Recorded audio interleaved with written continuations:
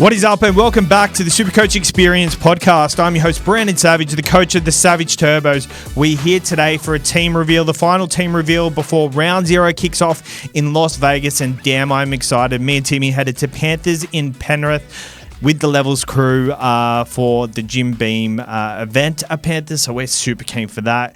Keen to get some drinks in us. If you do want to take us on, there is a SuperCoach Championship ring up for grabs. 544005 is the code to join the league. But without further ado, let's get into the team list. So, not the team list, my team reveal. So I'm starting with Corey Pakes and Sandon Smith in my hooker spot. Corey Pakes, 232K. I think the Broncos are going to go really, really well this year.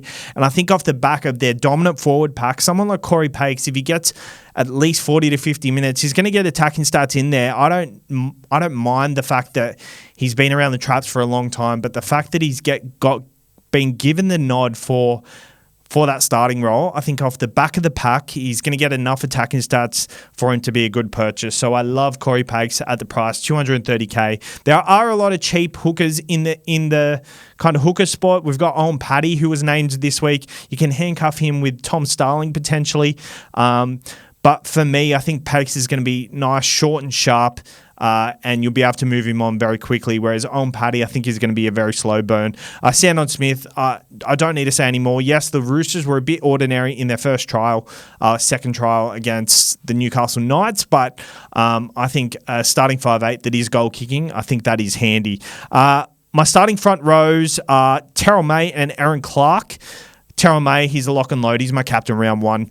Aaron Clark, 390K, starting at lock for the Warriors. Their bench is quite young. They've got Halasima and Dimitri Valmega, who are they're very inexperienced in their NRL career. I don't see them getting massive minutes, and I see Aaron Clark getting huge minutes at that starting lock role. He's obviously been given the go forward by Andrew Webster to get that starting lock role over someone like Dylan Walker, who's can play in that position at a high click. So I like the confidence from the coach there. I think Aaron Clark at 390K is a good option. You can kind of downgrade him to someone like Nafahu White, but I don't know what's going to happen with that forward pack there. So I'm locking Aaron Clark very early.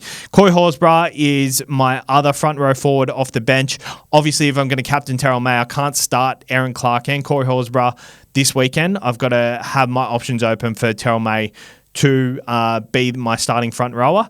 And I've got Royce Hunt as my last front rower. I think if another front row in Ben Takura is named off the bench, I probably will go one of them. I'm a bit cold on Royce Hunt, but I think going over to the Tigers, he can play a bigger role than he did at the Sharks. My second row, it's Hamoli Olakau'atu, Alex Seafarth, and Kelma Tuolangi. Olakau'atu got the good draw with Manly. I think he will kind of come through and do really well to start the year, especially with all them home games at Manly. There is a bit of worry that his ceiling isn't that high, but I'm not looking for super high ceiling. I'm looking for someone who can kind of get that consistent 80 to 90 in the first few weeks, and that's what I'm looking for. Alex Seafarth, second trial, really impressed, played 80 minutes on the edge, and he was named captain. So I think Benji's really going to go all in on him. Isaiah Papali'i and John Bateman are gone this year, so there's a lot of upside to be had there. In games over 50 minutes last year, I'm pretty sure, he averaged over 60. He did really well playing big minutes on that edge, and whether he's next to Galvin or Luai, I think it's a good thing for him. Kelma Tuolangi, very similar mould there, playing next to Mitchell Moses, who in the past, Bryce Cartwright, had a breakout year next to Mitchell Moses. So did Isaiah Papali'i. So I think Kelma Tuolangi is next, and he has the same birthday as me as well. So I'm locking him in. Sil Wong is on my bench, but I have enough cash to go to Kobe Hetherington. I like the look of Kobe Hetherington, so let's lock in Kobe Hetherington. He's going to be on my bench, made 37 tackles in the trial. I think he's a Madge type of guy, so I'm locking him in at the price. He's got a good base about him, so I like him. Jack Gazewski and Kitione Katonga. Kitione Katonga is a very similar mould. Looks like the coach has got his blessing, and he's in for a big season on the left edge for the Parramatta Eels. Yes, do I have a lot of Parramatta Eels players? Yes, I do. But nonetheless, I think they're going to do very well. Nico Hines is my starting halfback. There's been a lot of talk about Braden Trindle taking points away from him. I don't buy into that. He still averaged over 85 last year when his games weren't injury affected. So he would have been priced more than Nathan Cleary had he not got injured. So for me, I'm locking him in. Yeah, he plays Panthers round 1. I'm not expecting big things from him in round 1, but if you can lock a player in that averages over 80 in the past 3 years consistently for less than a 75 average, then I'm locking him in. Tom Duffy is my backup half at 198k. Scored 60 SuperCoach points in his second trial against the Melbourne Storm. I think I saw enough. Just the eye test, he passed. And he's going to be goal kicking. So I think he's a better purchase than Sandon Smith, to be honest. My starting halfback, Luke Metcalf, will get the dual flexibility. So maybe we can play around with that a little bit. Dylan Brown is my backup halfback at 651k, another Parramatta Eels player, but I've got a lot of faith in them nice and early, and he did look good in his first trial. My starting centre wing, Ruben Garrick, Ali Leotawa, Gerald Skelton, and Sione Finau. This is my round 1 team, mind you, because my bench, AJ Brimson, is on the bench. I'm holding him for round 1. Jackson Purdue and Robert Toyer. Ruben Garrick averages near 80 when injury-affected games didn't happen last year. He is well underpriced. He is a goal-kicking centre in that attacking Manly side, playing alongside Ola Kawatu. So if Manly start hot, then the Savage Turbos are going to start hot. I really like the Manly combo. Their draw is very good. Can they capitalise on it though? I'm a bit worried that maybe I'm putting all my eggs in one basket where I should be looking elsewhere. Ali Leotawa, I like what I see from him. He's a barnstorming centre wing, and for me, I like that kind of SuperCoach game. He averaged 65 last year when playing at starting centre, but he's priced at a 50-odd average, so there's already value there if he keeps it up from his form last year. Gerald Skelton, playing for the Tigers, another Tigers player. I've got a few Tigers players. He's got the base. He's got the work rate.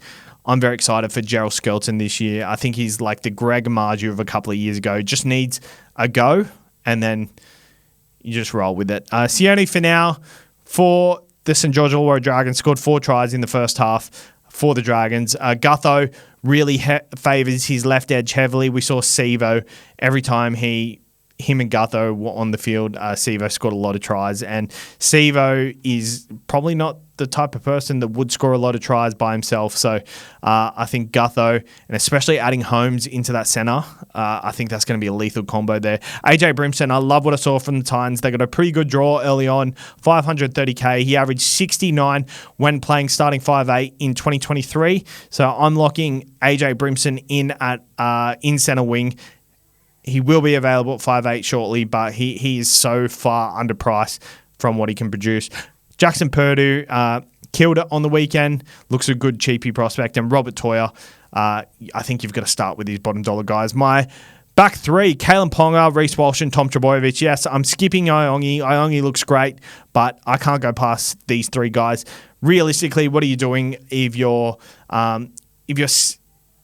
getting Iongi and missing out on one of these guys?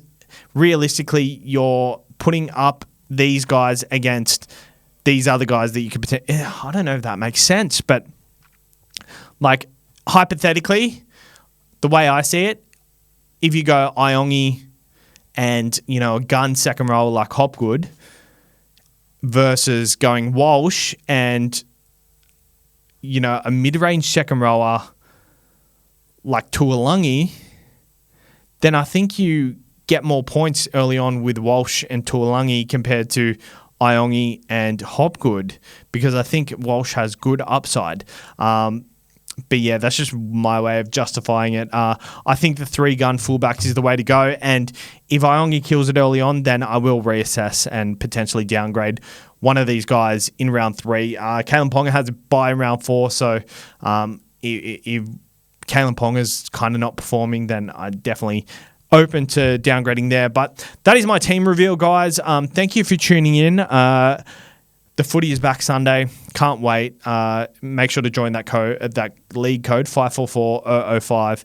Take us on, and yeah, we'll see who comes out on top there.